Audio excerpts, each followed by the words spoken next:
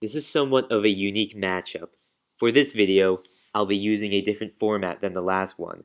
I'm not sure how this video is going to turn out, but I hope I won't get completely slammed on for the verdict. It is also important to note that I'll be using Grievous from the Legends banner, although I will be making an exception for Son of Dathomir, as I feel it is a consistent portrayal with his Legends incarnation. This will be Grievous during the sacking of Coruscant. For Malgus, this will be during the events of the Old Republic MMO.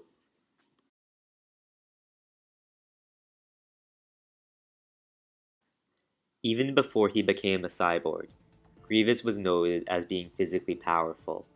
The cybernetic augmentations he received had him stand at 7'1", towering over various species. Designed to resemble an ancient Kraith war droid, Grievous's new body would be constructed out of durasteel, a material stated to be able to withstand several hails of fire from the laser cannon of a starfighter. Grievous had the ability to divide his arms in two, giving him a total of 4. The extra limbs would become useful during close quarters fights and dueling. Grievous's strength was astounding. He would be able to crack human skulls with ease, and send humanoids flying large distances with a kick.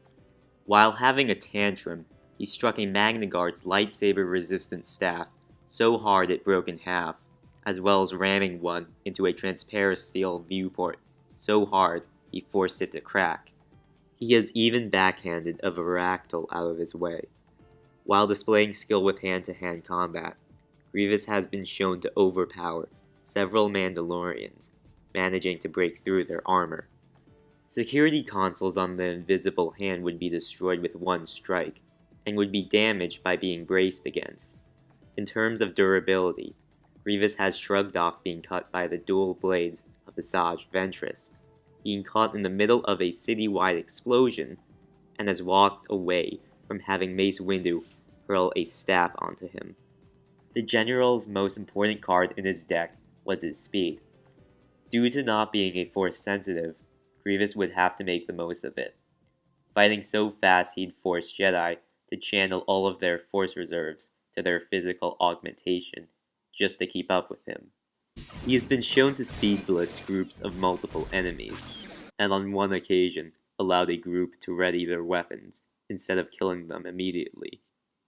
The electro drivers powering Grievous's limbs could move so fast that they appeared to vanish from existence, and made him appear to teleport. This allowed him to block blaster bolts with his hands at one point. During his final duel with Kenobi, all 4 of Grievous's limbs were able to achieve a blindingly fast 20 strikes per second, managing to overload Kenobi's defenses.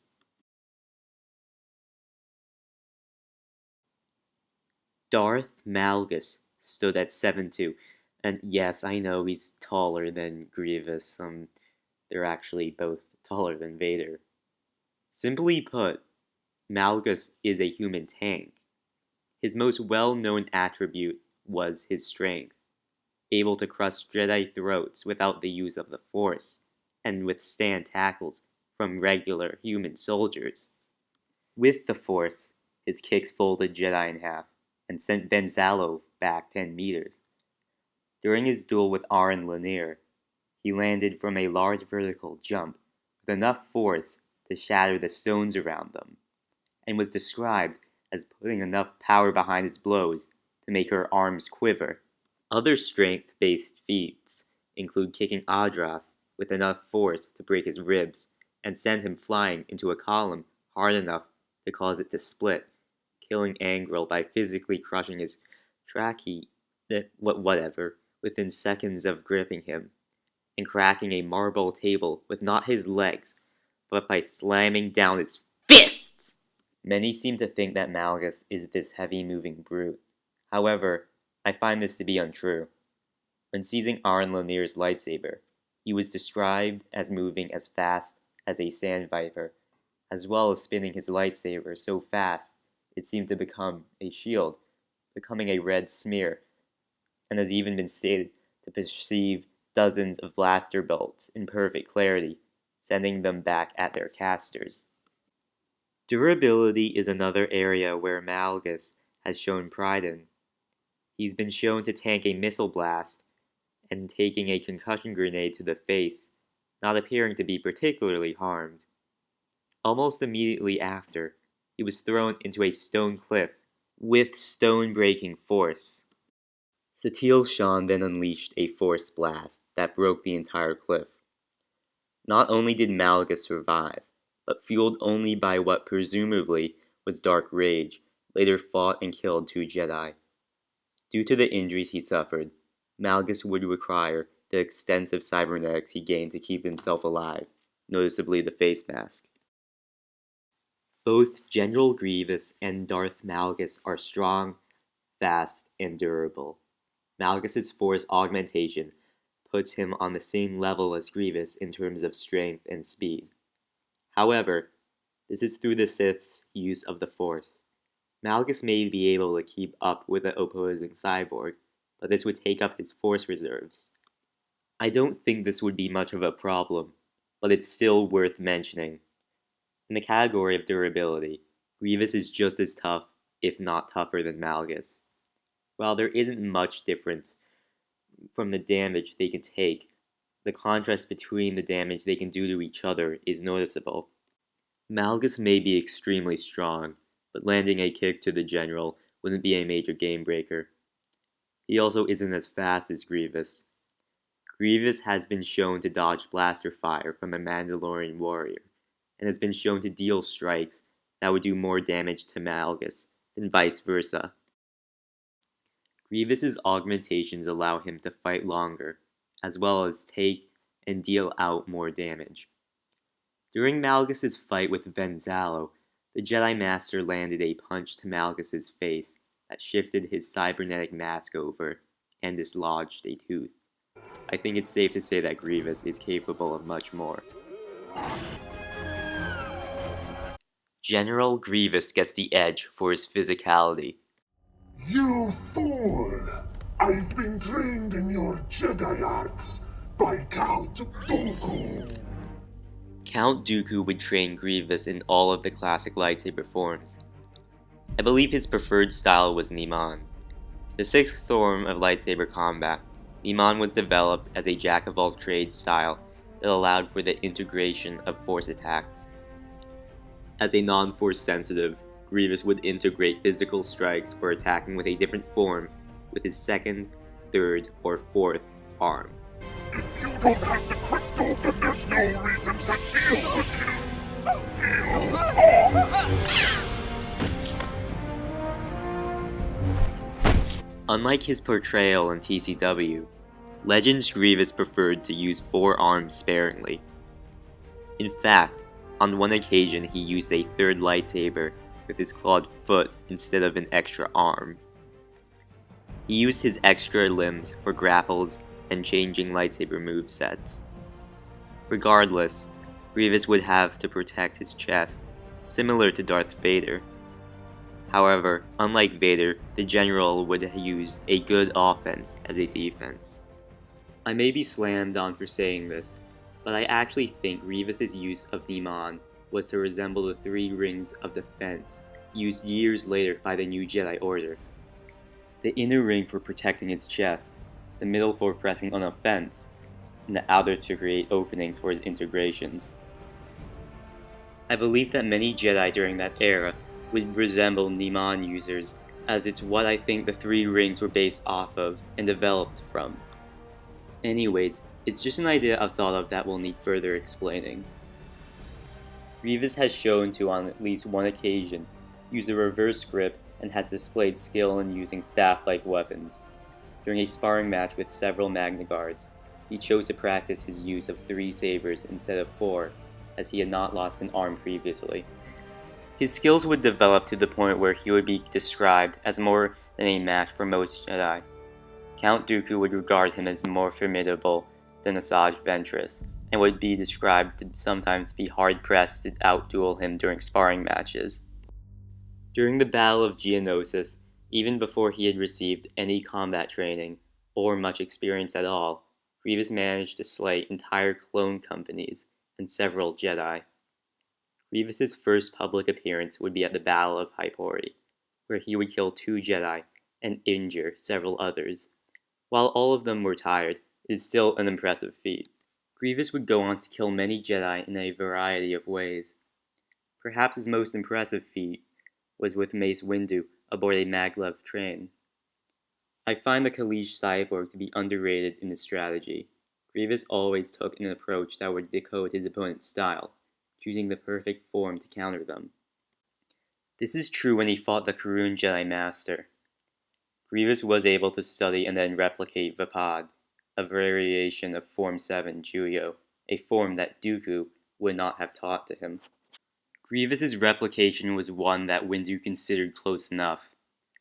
It should also be noted that while on the roof of the train, Windu could use the Force to move around while the General had to stay stationary, using his clawed feet to hold on. The General managed to cause a stalemate, forcing Mace to send him off with a forced push. I find this fight a good example of Grievous's abilities as a duelist and tactician. Another major one is his fight with Obi-Wan Kenobi, managing to overload the defenses of possibly the best Arisu practitioner of all time within the current lore. It should be noted that Grievous was hindered during their fight, not able to fight at his full capacity. In fact, let's go over that. When departing Coruscant with the captured Chancellor, Mace Windu was able to land a forced crush on the General's chest, immediately stomping him. Many view this as Grievous being unable to avoid Force attacks, unable to move out of the way fast enough. I find this to be untrue. Grievous was trying to protect the Chancellor, and Mace undoubtedly had a heightened state of mind due to the extreme circumstances. Other Jedi have tried to use Force attacks on the General, but he was able to evade. It was only when there was a distance between him and an opponent. Even then, as previously mentioned, Grievous was trying to protect the Chancellor. In a normal fight, instances like these would be avoided due to Grievous's approach. As previously mentioned, Grievous would rely on his cybernetic augmentations to try and cancel out one's use of the Force.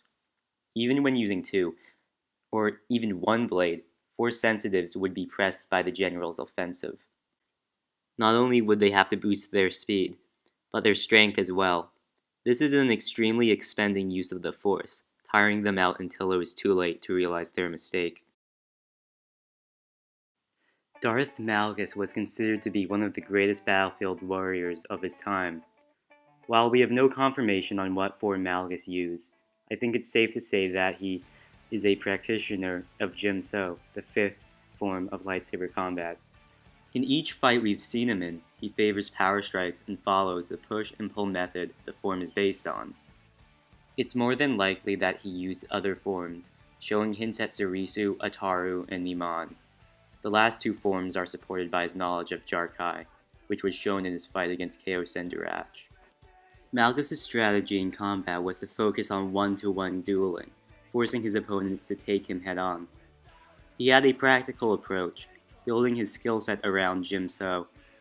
This was helped by his 6th sense in the Force, knowing when a death blow was coming. Malgus' main advantage in a duel was his strength, but he's been shown to be surprisingly fast. This would mean he's compensated for Jim-So's lack of mobility. If this is the case, I believe he used the footwork of Ataru, supplementing Jim-So in a similar manner to Anakin Skywalker.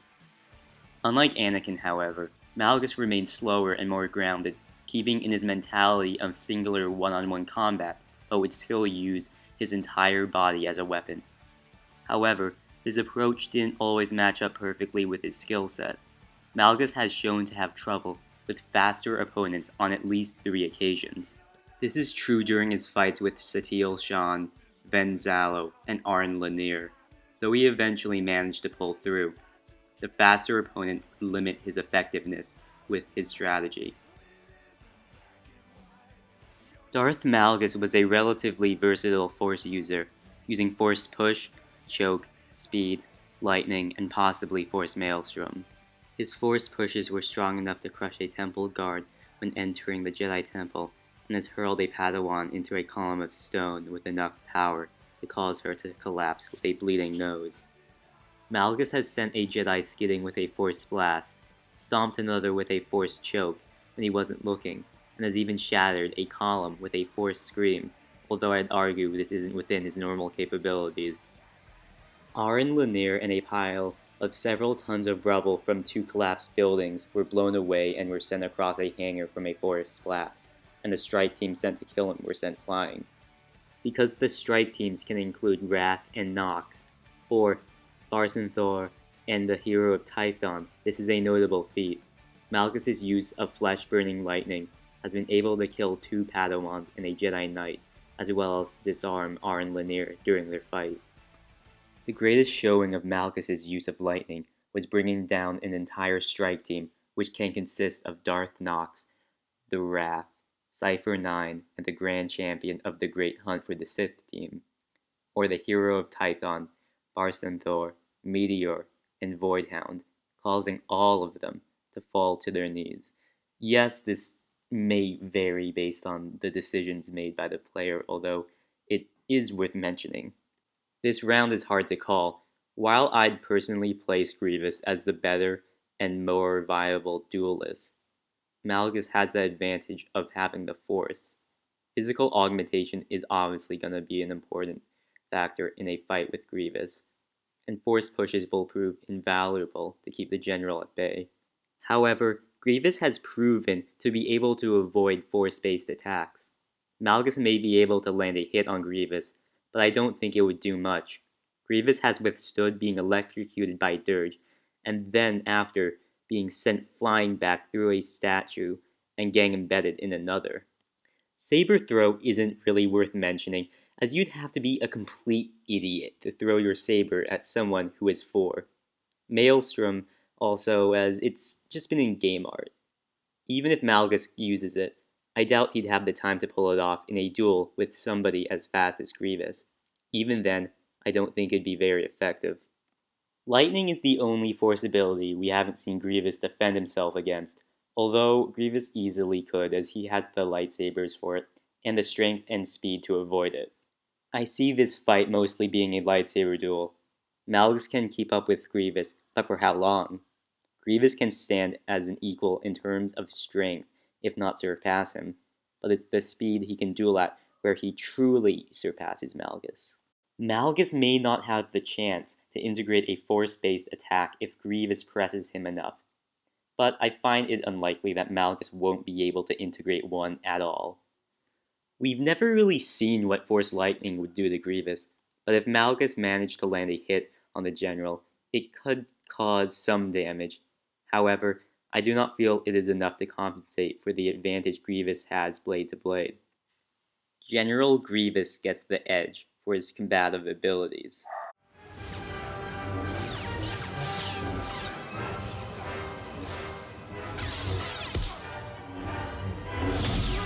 You were deceived.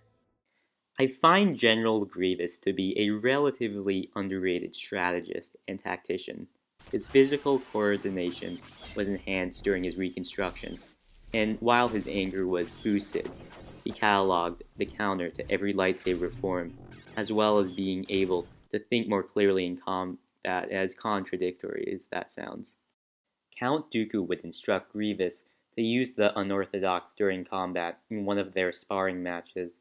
The programming added in his brain would allow him to seek the best opportunity for adding an additional blade, fist, or foot into his mix. Many forget that when dropped into a fight, Grievous was to first analyze his opponent's movesets. Like I mentioned before, his fight with Mace Windu is the best example. Grievous was able to replicate a martial art unknown to him and displayed what Mace Windu, the creator, called close enough. This not only shows his skill, but his adaptability. Even when throwing himself at someone the way he did with Kenobi, he still looked for openings. However, the inflated aggression could occasionally overtake him with rage, something that would prove to be his downfall when he left himself open to attack against duelists that could defend, then counter. It could be argued that this is a sign of lack of defense, but Grievous has been shown to be able to defend against Darth Maul, as it is of my opinion that it was Grievous who was on the defensive, during their second fight at least. While he attacked Maul outright during their first duel, Grievous had his Magna Guards wear Maul down before engaging him. I would also argue that Grievous's defensive capabilities aren't well defined. In most of the fights we see him in, if not all of them, he's on the attack. I've always wanted to see Anakin Skywalker fight Grievous, not only because their two characters would be perfect to have a rivalry, but also because I'm interested to see who'd be on the defensive, vice versa with some of the future matchups I plan on doing.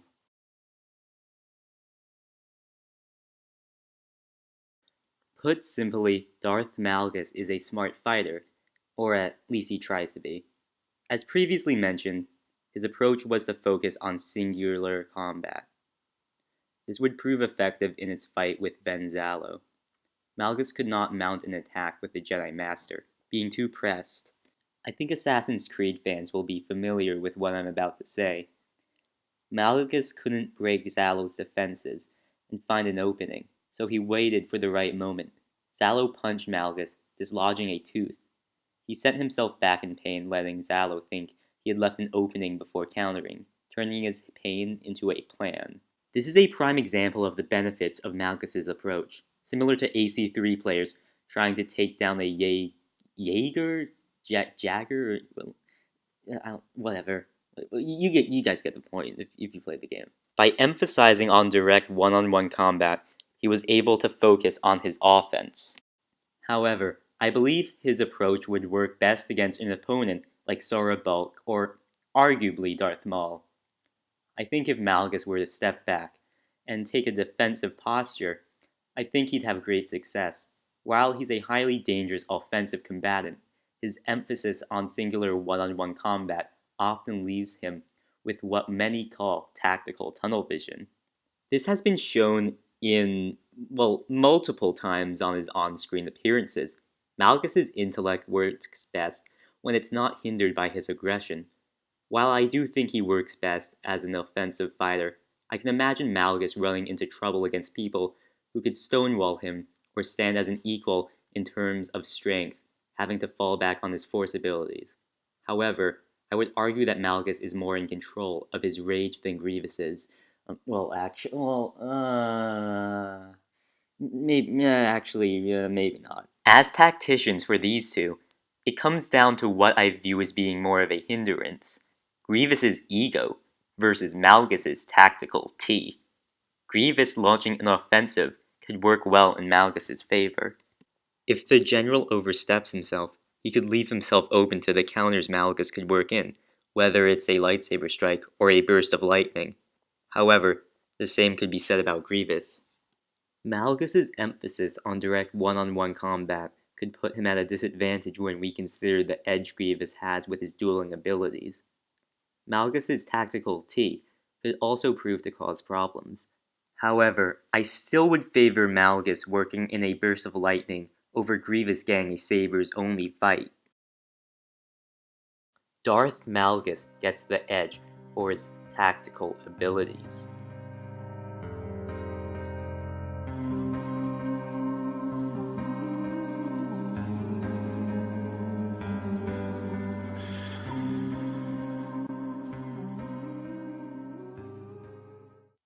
The fight between General Grievous and Darth Malgus is a matchup I find interesting. Both would be dropped into fights where they would be facing an opponent that normally takes the offensive, which they aren't used to. Physically, Grievous is on the levels of Malgus's strength, if not above, but it's his speed and durability where he surpasses the Sith. For their combative capabilities, Grievous's saber edge outweighs Malgus's force capabilities, albeit by an extremely close margin, although it could basically be labeled as equal. As tacticians, Malgus's tendencies to take advantage of openings may prove to be useful when he's defending against Grievous's onslaught. I always like matchups where two combatants have to take an approach they wouldn't normally take. While these two wouldn't be doing anything too unusual, I do feel they'd have to change it up a little. Let's set up this fight. Let's say it takes place where Optimus Prime fought Megatron on the Ark in Fall of Cybertron, except this version is to scale and the ship isn't exploding. As a final tally, I place the advantage to the victor 7 to 10. The following is a hypothetical battle of one majority victory. The fight would start off with Grievous on the attack. The general would be launching a probing offensive, wanting to test the Sith's abilities. Malgus would defend himself utilizing Surisu, taken aback by the speed of Grievous's attacks, something not even Venzalo ever managed to match. I don't feel Grievous would open with all 4 arms, but he'd be ready to add in an extra arm if he felt the need to. Malgus would try to counter, but the speed of Grievous's attacks is too much at first. Without panicking, Malgus keeps blocking the general's assault, creating a fan of red with his blade. Eventually, he manages to find a slight opening left by Grievous. Malgus sends out a forced push, sending the general back. Grievous recovers and snarls, angry he's allowed it to happen. Malgus takes this opportunity to send out a torrent of lightning at the Kaleesh. Grievous raises both of his sabers to defend against the attack, but realizes Malgus leaping towards him just as the lightning stops. Grievous leaps back out of Malgus's way, ready to strike, but the Sith is already on him.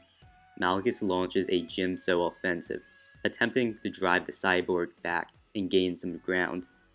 At first it works. Malgus performs his movesets, eventually landing a kick to Grievous's chest. The force behind it sends shockwaves through Grievous's body, shaking the organs packed away inside of him. However, it does not send the Kaleesh flying. Grievous would recover and launch another offensive, this time ramping the speed up to keep the Sith from using his force abilities. At this point, Grievous would start to decode Malgus's style. He notes the Jimso blocks Malgus is trying to turn into counters and the flashes of Surisu when he presses hard enough. It would be at this point when Grievous would use a third arm for a punch or land a kick. The strength behind it would send Malgus tumbling back, not causing any damage to him, but leaving him open. Grievous would advance on the Sith, taunting him, not wanting to kill him yet, leaving his guard down. Malgus, out of anger, catches the general in a telekinetic grip, lifting him off the ground. Grievous starts to feel a heavy pressure around him, closing in on his body. In that brief second, Grievous pulls out his blaster and fires a volley at Malgus. Malgus blocks the hail of blaster fire in what appears to be a red shield of light. Grievous takes the chance to charge towards Malgus at full speed.